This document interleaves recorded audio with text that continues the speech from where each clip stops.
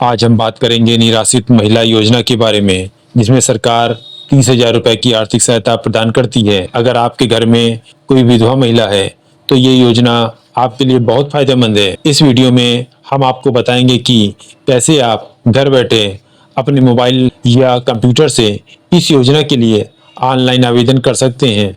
तो चलिए शुरू करते हैं। सबसे पहले आपको राष्ट्रीय पारिवारिक लाभ योजना के ऑफिशियल पेज पर आना है। इस पेज का लिंक मैंने वीडियो के नीचे डिस्क्रिप्शन में दे दिया है।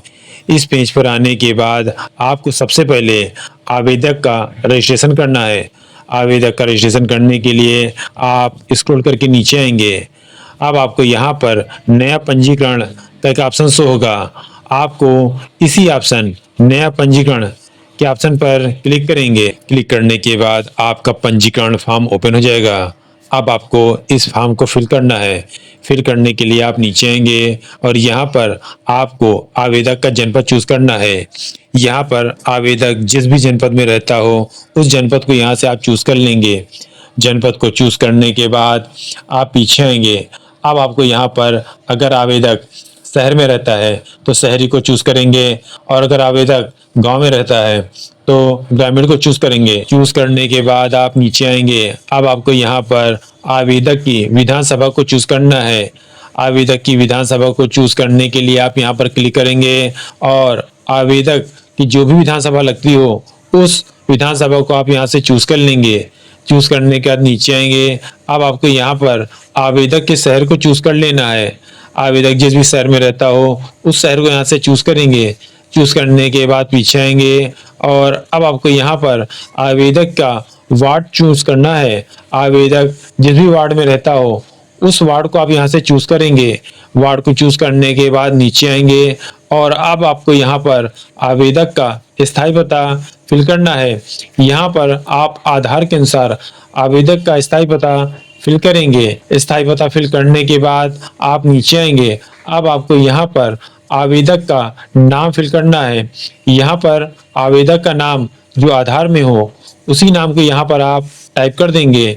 नाम को फिल करने के बाद आप पीछे आएंगे। अब आपको यहाँ पर आवेदक का जेंडर चूज करना है।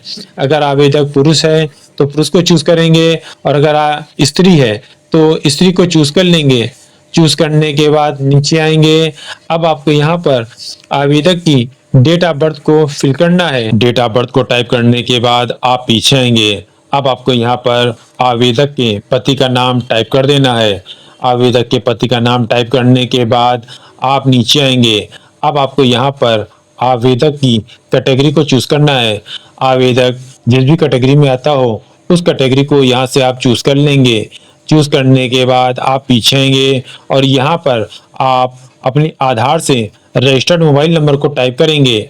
मोबाइल नंबर को टाइप करने के बाद आप नीचे आएंगे और यहाँ पर आप कैप्चे को टाइप करेंगे। कैप्चे को टाइप करने के बाद आप पीछे आएंगे और अपने मोबाइल नंबर को वेरीफाई करने के लिए आप यहाँ पर क्लिक करेंगे। क्लिक करने के बाद आपके रजिस्टर्ड मोबाइल जो आधार से लिंक होगा उस मोबाइल नंबर पर एक OTP भेज दी जाएगी। आपको उस OTP को यहाँ पर टाइप कर देना है। OTP को टाइप करने के बाद आप नीचे आएंगे और यहाँ पर आप कैप्चे को टाइप करेंगे। कैप्चे को टाइप करने के बाद आप सबमिट पर क्लिक करेंगे। क्लिक करने के बाद आपका मोबाइल नंबर वेरीफाई हो जाएगा और आपकी आधार की डिटेल यहाँ पर शो होगी। यहाँ पर आपका आधार के अनुसार नाम, आधार में जो जेंडर है वो और उसके साथ आपके आधार की जन्म तिथि यहाँ पर पहले से ऑटो फैच रहेंगी। अब आपको अपने आधार नंबर को वेरीफाई करना है। आधार नंबर को वेरीफाई करने के लिए आप नीचे आएंगे और यहाँ पर आप अपने आधार नंबर को टाइप करेंगे। आधार नंबर को टाइप करने के बाद आप नीचे आएंगे और यहाँ पर आपको फिर से अपने आधार नंबर को टाइप करना है। अपने आधार नंबर को यहाँ पर टाइप करके आप कंफर्म करेंगे। आधार नंबर को टाइप करने के बाद आप नीचे आएंगे और यहाँ पर आप टर्म एंड कंडीशन को एग्री करेंगे। एग्री करने के बाद नीचे आएंगे और यहाँ पर आप कैप्चे को टाइप करेंगे। कैप्चे को टाइप करने के बाद नीचे आएंगे और verify Aadhaar and submit registration के ऑप्शन पर क्लिक करेंगे। क्लिक करने के बाद आपके आधार नंबर का जनसांख्यिकी प्रमाणीकरण सफलतापूर्वक कर लिया गया है। अब आपको अपने आधार को ओटीपी द्वारा प्रमाणीकरण करना है, उसके लिए आप नीचे आएंगे और यहाँ पर वेरीफाई आधार ओटीपी बेस्ड पर क्लिक करेंगे। क्लिक करने के बाद आपके आधार से रजिस्टर्ड मोबाइल नंबर पर एक ओटीपी भेज दिया जाएगा जो 6 अंकों का होगा। आपको उस ओटीपी को यहाँ पर टाइप करना है। ओटीपी को टाइप करने के बाद आप पीछे आएंगे और यहाँ पर आपको कैप्चे को टाइप करना है। कैप्चे को टाइप करने के बाद आप नीचे आएंगे और verify Aadhaar and submit application form के ऑप्शन पर क्लिक करेंगे। क्लिक करने के बाद आपका पंजीकरण सफलतापूर्वक कंप्लीट हो जाएगा और आपका ओटीपी वेरीफाई हो जाएगा। आपका पंजीकरण संख्या यहाँ पर शो होगा। आप अपनी इस पंजीकरण संख्या को प्रिंट कर अपने पास सेव कर लेंगे। अब आपको अपने फॉर्म को कंप्लीट करने के लिए नीचे आएंगे और गो टू लॉगिन पेज के ऑप्शन पर क्लिक करेंगे। क्लिक करने के बाद आप आवेदक लॉगिन पेज पर आ जाएंगे। अब आपको यहाँ पर लॉगिन होने के लिए सबसे पहले आवेदक का पंजीकरण संख्या यहाँ पर टाइप कर देंगे। पंजीकरण संख्या को टाइप करने के बाद नीचे आएंगे। आपको यहाँ पर आवेदक का मोबाइल नंबर टाइप करना है। मोबाइल नंबर टाइप करने के बाद आप नीचे आएंगे और यहाँ पर आपको कैप्चे को टाइप करना है। कैप्चे को टाइप करने के बाद नीचे आएंगे और ओटीपी भेजे के ऑप्शन पर क्लिक करेंगे। क्लिक करने के बाद आपके मोबाइल नंबर पर एक ओटीपी भेज दी जाएगी। आपको उस ओटीपी को यहाँ पर टाइप करना है। ओटीपी को टाइप करने के बाद आप नीचे आएंगे। अब आपको यहाँ पर कैप्चे को टाइप करना है।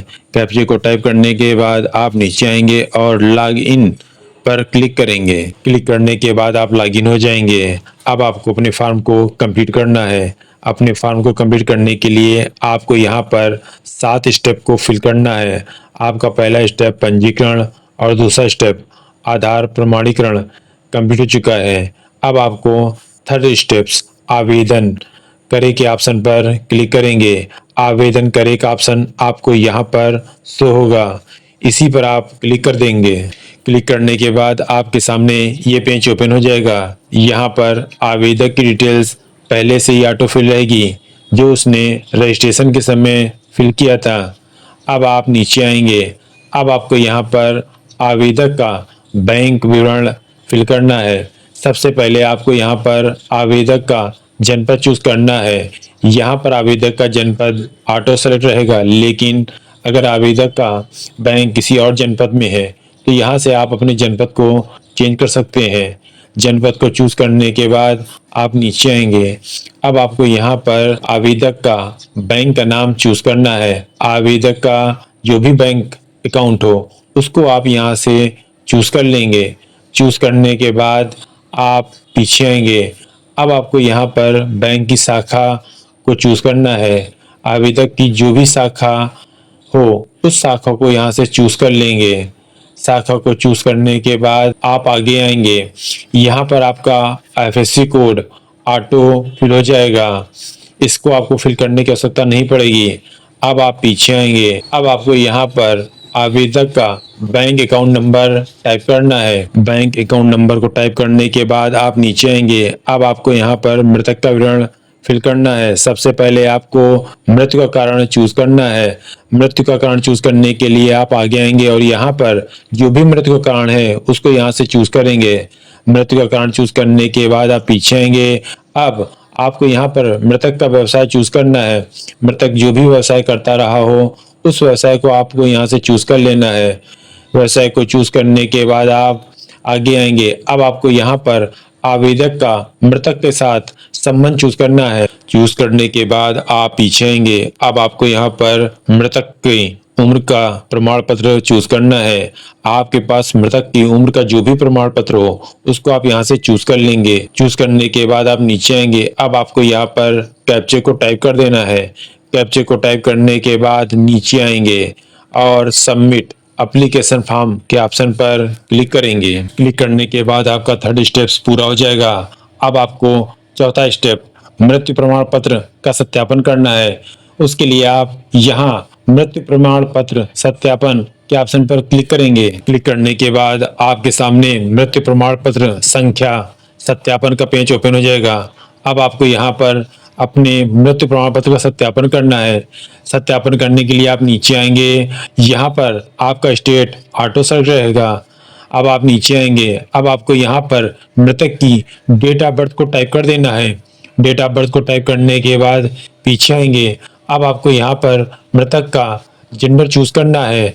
मृतक का जेंडर चूज करने के बाद आप नीचे आएंगे, अब आपको यहाँ पर मृत्यु प्रमाण पत्र जारी करने की तारीख को टाइप करना है। जारी करने की डेट को फिल करने के बाद आप नीचे आएंगे, अब आपको यहाँ पर डेथ सर्टिफिकेट नंबर को टाइप करना है।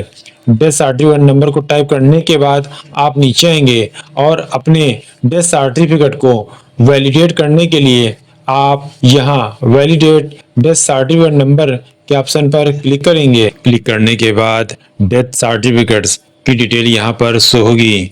आप अपनी डिटेल्स को यहाँ पर चेक कर लेंगे। डिटेल्स को चेक करने के बाद आप नीचे आएंगे और वैलिडेट डेथ डिटेल्स के ऑप्शन पर क्लिक करेंगे। क्लिक करने के बाद आपका चौथा स्टेप मृत्यु प्रमाण पत्र सत्यापन कंप्लीट हो जाएगा। अब आपको यहाँ पर पांचवा स्टेप आवेदक का आय प्रमाण पत्र सत्यापन करें के ऑप्शन पर क्लिक करेंगे। क्लिक करने के बाद आपके सामने आय सत्यापन का फॉर्म ओपन हो जाएगा। यहाँ पर आवेदक की डिटेल पहले से ही ऑटो फिल रहेगी। अब आप नीचे आएंगे, अब आपको यहाँ पर अपने आय सत्यापन का विवरण फिल करना है। अपने आय सत्यापन का विवरण फिल करने के लिए आप नीचे आएंगे और यहाँ पर आप अपनी आय का आवेदन फॉर्म संख्या नंबर को टाइप करेंगे। अपने आवेदन फॉर्म संख्या का नंबर टाइप करने के बाद आप पीछे आएंगे, अब आपको यहाँ पर अपना आय प्रमाण पत्र का नंबर टाइप करना है। ये आपका इनकम सर्टिफिकेट में शो होगा। अब आप नीचे आएंगे, अब आपको यहाँ पर कैप्चे को टाइप करना है।